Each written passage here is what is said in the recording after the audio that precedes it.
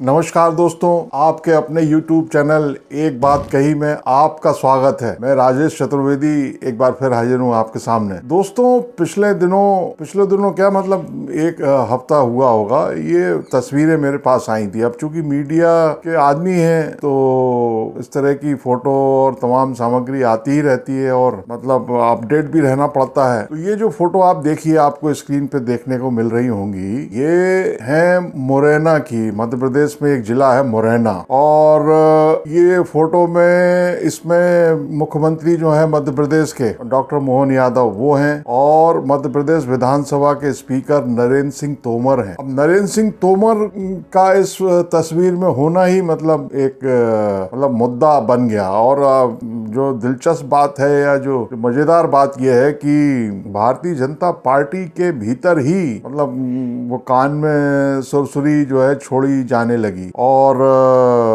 मेरे पास जो मतलब फोटो तो मिलते ही हैं, आते ही हैं।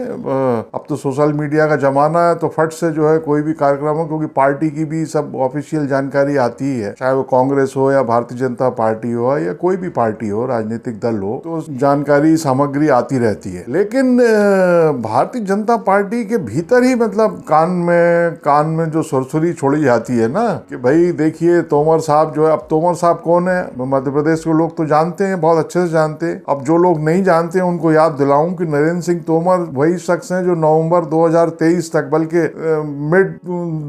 दिसंबर 2023 तक देश के कृषि मंत्री थे। मतलब प्रधानमंत्री नरेंद्र मोदी के 9 रत्नों में एक टॉप 5 में नाम था नरेंद्र सिंह तोमर का। क्योंकि आपको याद होगा वो जो 3 कृषि कानून लेके आए थे मोदी जी, और फिर उनको जो है वो किसानों के जबरदस्त आंदोलन के बाद वो कानून जो है वापस लेने पड़े थे मोदी जी को। उस कालखंड में नरेंद्र सिंह तोमर को पूरे देश ने देखा और बल्कि दुनिया में भी कई जगह उनको देखा गया होगा। तो वो तोमर साहब इन फोटो में आपको दिखाई दे रहे हैं और दिखाई दिए होंगे, अभी आपने देखी होंगी तस्वीरें। तो साहब ये जो कान में जो सुरसुरी चलती है वो अपने तक भी आई कि भाई देखिए तोमर साहब जो है संवैधानिक पद पर है, मध्य प्रदेश विधानसभा के चूंकि स्पीकर हैं, तो वो पार्टी के किसी आयोजन में, अब ये जो फोटो है ये जन आभार यात्रा के हैं, भारतीय जनता पार्टी का कार्यक्रम है। मतलब विधानसभा चुनावों में इतनी जबरदस्त कामयाबी के बाद भारतीय जनता पार्टी मध्य प्रदेश में जगह जगह आभार यात्रा निकाल रही है। लोगों का, मतदाताओं का, वोटर्स का, नागरिकों का आभार व्यक्त कर रही है कि भाई आपने हमें मतलब इतनी जबरदस्त जीत दी है, तो हम आपके प्रति आभार व्यक्त कर रहे हैं। अब मुरैना चूंकि नरेंद्र सिंह तोमर का गृह क्षेत्र है, बल्कि मतलब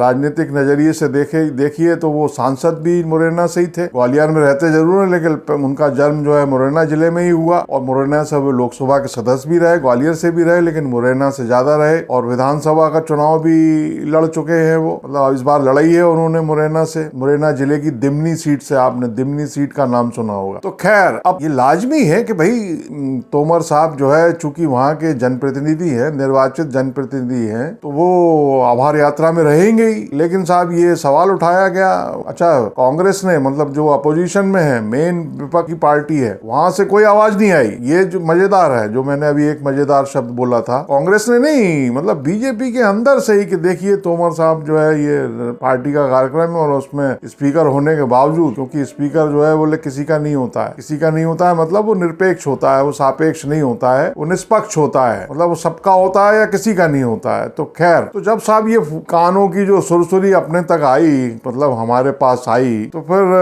वो जो रामधारी सिंह दिनकर की एक कहानी है, बहुत मशहूर है वो कहानी। उन्होंने लिखा था कि ईर्ष्या तू ना गई मेरे मन से। अब इस कहानी में उन्होंने लिखा क्या था? उन्होंने लिखा था कि साहब मेरे घर के दाहिने एक वकील रहते हैं जो खाने पीने में अच्छे हैं और दोस्तों को भी खूब खिलाते हैं और सभा सोसाइटियों में भाग भी जम के लेते हैं, पार्टिसिपेट करते हैं, एंजॉय करते हैं मतलब लाइफ को। और बाल बच्चों से भरा पूरा परिवार है उनका, नौकर भी हैं सुख देने वाले, और पत्नी भी अत्यंत मृदु भाषणी है। भला एक सुखी मनुष्य को और क्या चाहिए? मगर वे सुखी नहीं है, उनके भीतर कौन सा दाह है? मतलब बहुत कहानी बड़ी लंबी है, मैं आपको पूरी सुनाऊंगा तो पूरा वीडियो क्या बहुत लंबा हो जाएगा ये वीडियो। कुल मिला के सार ये है कि वो जो वकील साहब है वो अपने पड़ोसी से जलते थे, वो सुखी नहीं थे। इतना सुखी जीवन होने के बावजूद पड़ोस में एक बीमा कंपनी का मुलाजिम रहता था और उसकी जो चमक दमक थी उससे देख के वो ईर्ष्या खाते थे। इसमें कहानी है दिनकर साहब की। और दूसरा मुझे वो याद आया कि साहब जो है लोगों को चैन नहीं पड़ता है, मतलब समाज में, दुनिया में, देश में, क्योंकि बहुत बड़ी दुनिया है, बहुत बड़ा जगत है, संसार है, भांति भांति के लोग हैं और कुछ जो है सैडिस्टिक प्लेजर वाले होते ही हैं। आप किसी समाज में चले जाइए, किसी मोहल्ले में चले जाइए, किसी सोसाइटी में चले जाइए, किसी दफ्तर में चले जाइए, अपने आसपास घूम लीजिए, आपको विघ्न संतोषी हर जगह मिलेंगे, सैडिस्टिक प्लेजर वाले लोग मिलेंगे। मतलब आदमी मनुष्य जो है, आपको छोटी सी है एक बात, एक व्यक्ति जो है घोड़ा लेके जा रहा था और घोड़े पे उसका बच्चा बैठा हुआ था। अब कुछ लोग जो है ये चाय पे बैठे हुए थे तो उन्होंने कहा देखो कैसा बेवकूफ आदमी है, मतलब खुद तो पैदल चल रहा है और बच्चे को घोड़े पे बैठा के रखा है। अरे भाई घोड़ा है, खुद भी बैठ जाओ, मतलब क्यों पैदल चल रहे हो, पैरों को कष्ट दे रहे हो। तो वो कुछ देर बाद जो है वो खुद भी बैठ गया। तो वो जो आगे लोग बैठे थे वो कह लगे देखिए कितना जुल्म ढा रहा है घोड़े पे, साले दोनों बैठे हुए हैं। बोले अब बताइए आप। अब और आगे गया तो वो दोनों बेचारे पैदल चलने लगे बाप बेटे। तो वहां जो आगे लोग बैठे थे वो कहने लगे देखिए कितना मूर्ख है, जाहिल है एकदम। अरे साथ में घोड़ा लेके चल रहा है हट्टा कट्टा, ये नहीं कि उन घोड़े पे बैठ के दोनों चले बाप बेटे। तो मतलब कहने का ये है कि कहीं चैन नहीं है। खैर साहब, मैंने फिर जो है थोड़ा सा इसमें पता किया, मैंने कहा जो नियम वगैरह क्या कहते हैं, क्योंकि भाई मध्य प्रदेश है या देश में हो सकता है किसी और राज्य में हो ऐसी व्यवस्था, लेकिन मध्य प्रदेश में जो है ये था। मतलब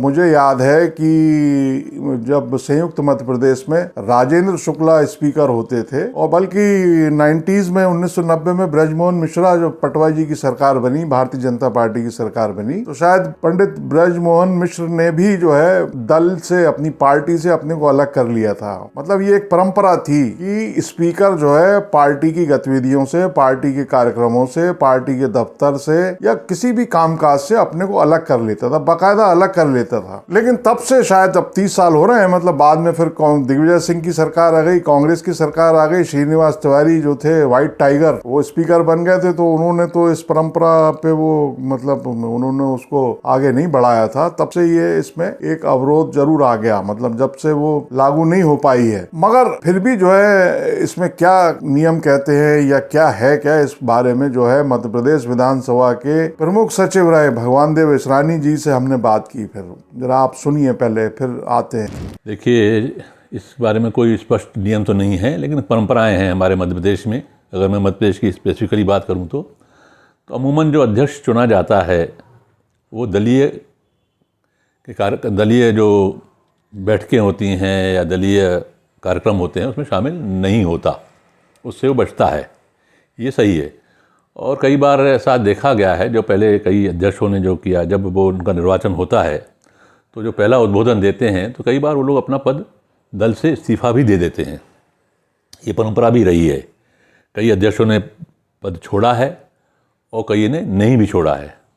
और अगर आपको स्पेसिफिकली कहूँ तो इसलिए जो हमारे जो दल परिवर्तन के आधार पर निर्भरता के जो नियम बने हैं, 10वीं अनुसूची जो बनी है 1985 में, जो नियम बने उसके हमारे यहाँ भी नियम बने 86 में, तो उसमें भी ये प्रावधान किया गया है कि अगर कोई अध्यक्ष चुने के बाद, चाहे वो संसद का हो, चाहे परिषद का हो, चाहे विधानसभा का हो, अध्यक्ष चुने जाने के बाद अगर वो दल से इस्तीफा दे देता है तो उस पर निर्भरता नियम लागू नहीं होगा।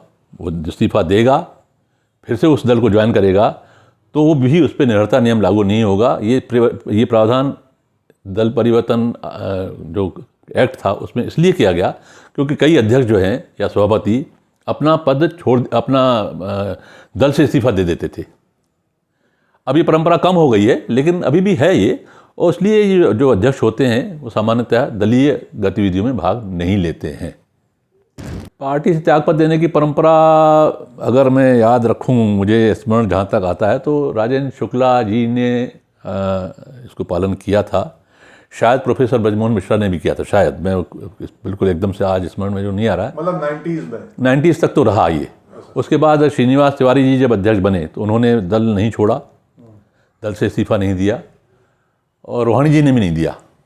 ये जहाँ तक मुझे जैसा याद आता है 1993 से ये परंपरा लगभग टूट गई। हाँ, देखिए क्या है, देखिए एक बात मैं बताऊं, अब जो है जो मतदाता है जो बहुत टची हो गया है, तो उसको ये भान नहीं होता कि ये स्पीकर हैं, मंत्री हैं या विधायक हैं। वो ये अपेक्षा करता है कि हमारा जनप्रतिनिधि हमारे बीच में होना चाहिए। तो अगर वो उसके कोई कार्यक्रम में जाता है, मतलब उनको आभार, जैसे अभी आभार रैलियाँ निकली दलों की, बीजेपी के खास तौर से, तो आभार रैली निकलेगी, तो वो आभार रैली में अगर नहीं जाएगा, जनता के प्रति आभार व्यक्त नहीं करेगा, तो अगला चुनाव उनको भारी पड़ जाएगा।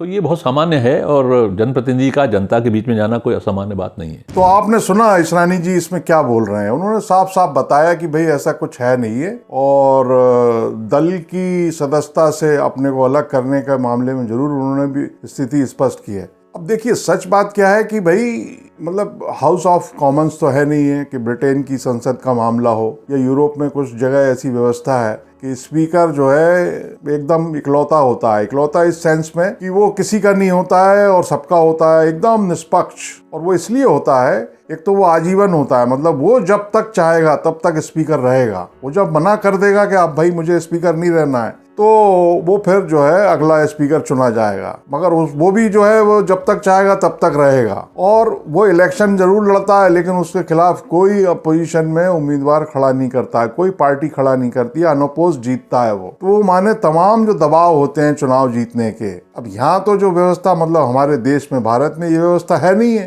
भाई स्पीकर भी आखिरकार है तो मनुष्य और राजनीतिक मनुष्य है, पॉलिटिकल पर्सन। चुनाव जीतना आसान काम नहीं होता है, पहले तो टिकट हासिल करना। तो वहां क्या है कि टिकट भी उसी को मिलेगा, वही चुनाव लड़ेगा और कोई दूसरा लड़ेगा नहीं। मतलब ब्रिटेन में या यूरोप के कुछ मुल्कों में ऐसी व्यवस्था है। अब मुरैना के मामले में ये संभव नहीं है। पब्लिक क्या चाहती है? पब्लिक चाहती है भाई कि अपने जनप्रतिनिधि से ये चाहती है कि वो हमेशा उनके पास उपलब्ध रहे, उनके बीच रहे। और मुरैना तो उनका मतलब गृह क्षेत्र है नरेंद्र सिंह तोमर का, और कोई नियम कानून की बंदिश है नहीं है। लेकिन फिर भी जो है साहब कानून की जो है सुरसुरी है वो पार्टी के भीतर ही, भारतीय जनता पार्टी के अंदर। तो भाई अब तोमर साहब क्या है कि एक तो मतलब वो क्या है कि वो छाछ भी फूंक फूंक के पीने वाला मामला है उनके साथ। मतलब आप देखिए कि एन इलेक्शन मतलब विधानसभा इलेक्शन के ठीक पहले उनके बेटे की एक वो आ गई थी, सीडी वायरल हो गई थी, वो वीडियो वायरल हुआ था। वो कोई कनाडा में बैठे व्यक्ति ने तमाम आरोप लगा दिए थे। हालांकि तब से जो है मामला एकदम वो है। लेकिन तोमर साहब के मामले में मतलब वो बड़े संभल के चलने वाले व्यक्ति हैं, वो सारी इन बातों का ख्याल रखते हैं। लेकिन फिर भी मतलब वही बात है, वो दिनकर जी की जो कहानी है वो याद आ रही है कि वो बड़ी लंबी चौड़ी कहानी है, उसमें मतलब तमाम